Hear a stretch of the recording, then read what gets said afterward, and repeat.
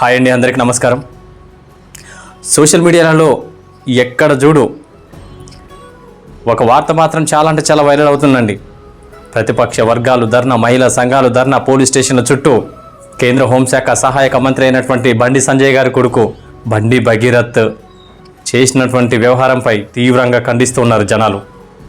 మీ అందరికీ తెలిసే ఉండొచ్చు, ఈ కేసుపై స్పందించినటువంటి సీఎం రేవంత్ రెడ్డి గారు కూడా విచారణ చేయాలని చెప్పేసి ఒక స్పెషల్ టీం సిట్ని కూడా ఏర్పాటు చేయించడం జరిగింది. అయితే డీజీపీ గారు ఏం చెప్తున్నారంటే, బండి సంజయ్ గారి కుమారుడు 2-3 రోజుల నుంచి ఫోన్ స్విచ్ ఆఫ్లో ఉంది, బట్ అతను మాత్రం కనిపించట్లేదు, పరారీలో ఉన్నట్టు వార్తలు అయితే వస్తూ ఉన్నాయి.